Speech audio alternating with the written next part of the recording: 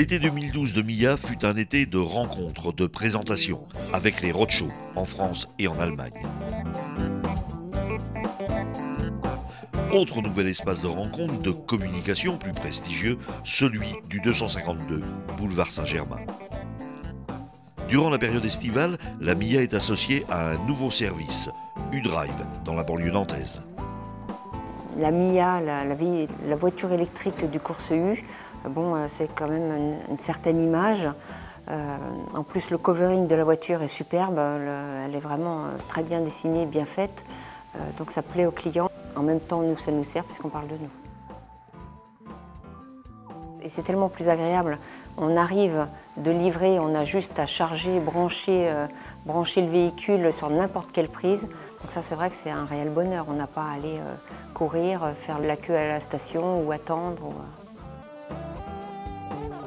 Depuis la mi-juillet, la fabrication des châssis se réalise au sein même de la société et des travaux d'aménagement débutent au niveau du service commercial. Mais l'événement qui va mobiliser l'ensemble de l'entreprise, c'est bien sûr le mondial de l'automobile.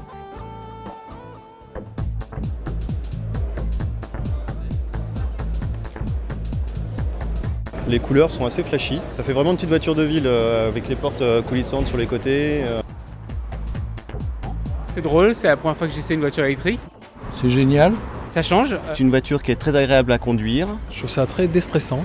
Des mots sympathiques pour la première venue de MIA au mondial de l'automobile, mais également des attentes différentes des visiteurs par rapport à d'autres salons. Déjà, la première des choses, c'est que la marque MIA électrique est connue, ce qui nous fait énormément plaisir.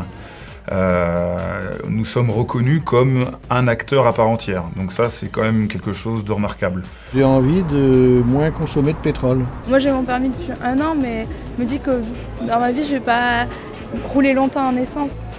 Donc les clients arrivent en nous disant « Ok, j'ai bien compris, je vais changer de mode de déplacement, pourquoi pas votre véhicule ?»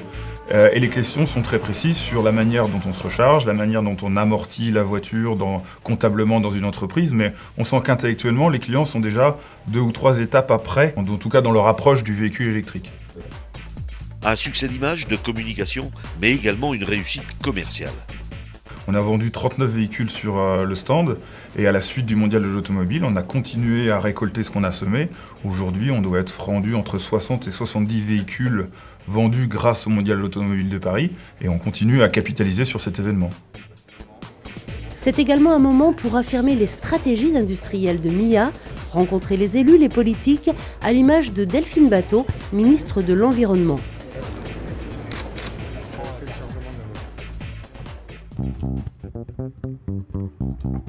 La MIA évolue. Un nouveau design pour la calandre a vu le jour à l'occasion du mondial de l'automobile.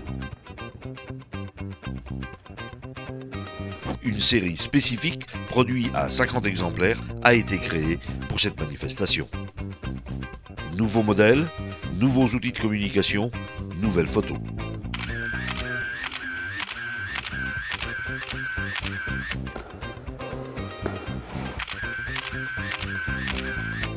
En novembre, 30 véhicules partent pour le Royaume-Uni, mais le marché le plus important reste la France. Si on fait un zoom, on a un marché qui est très fort et qui est très bien construit, c'est le marché français, qui de manière régulière et récurrente confirme un 40-50 véhicules vendus par mois. Et on le voit aujourd'hui dans les chiffres de vente, nous sommes à armes égales, ou en tout cas à chiffres égaux avec nos concurrents directs que sont un Peugeot, un Renault ou un Nissan. Le service commercial duplique sa démarche, sa dynamique à d'autres pays européens. Et aujourd'hui, on concentre énormément nos efforts sur la Norvège, avec le chauffage additionnel, le UK, la Grande-Bretagne, avec une aide là aussi importante et un importateur qui est complètement partie prenante dans le développement de MIA, l'Italie, avec une aide à l'achat des véhicules qui arrive en 2013, donc une stratégie commerciale et marketing axée sur des pays à fort développement et à fort potentiel de vente. Si MIA se doit d'être présent sur les manifestations grand public, son cœur de cible reste le B2B. Congrès national des collectivités électromobiles à La Rochelle, Salon Polytech à Lyon. Les collectivités locales sont un enjeu essentiel dans le potentiel de développement de l'entreprise, avec par exemple le service d'autopartage. Après Nice et La Rochelle, où MIA était déjà présent, le 3 décembre démarrait le service d'autopartage de la ville d'Angoulême.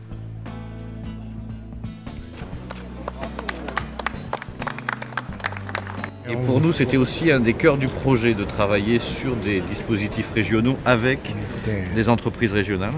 Particulièrement reconnaissant. Et on était content que EMIA et Schneider et INEO se portent candidats sur cet autopartage. C'était pour nous un élément essentiel. Merci beaucoup. On est totalement engagés avec vous. Depuis longtemps, nous, du produire français et du consommer français, et on donne une réalité.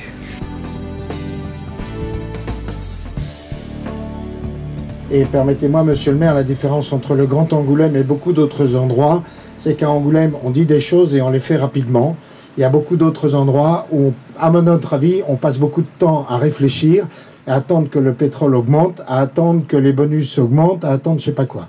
Le Grand Angoulême, vous avez tout de suite été conquis par cette idée, et plus particulièrement par la MIA, et vous savez à quel point on est avec vous.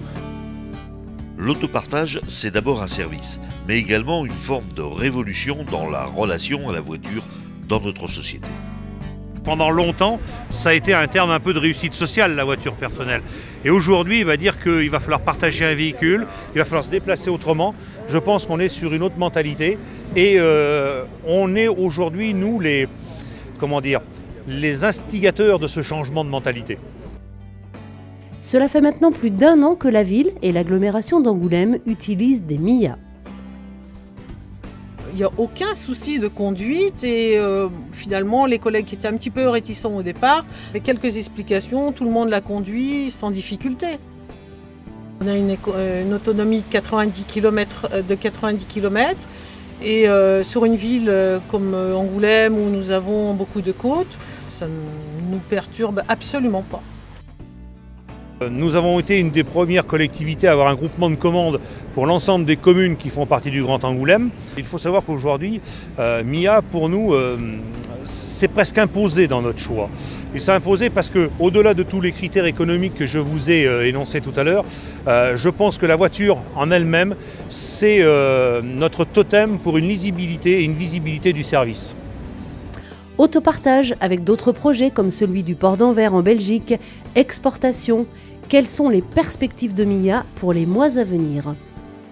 Actuellement, MIA pour les mois à venir, ce qui est positif, c'est qu'elle est soutenue par ses actionnaires.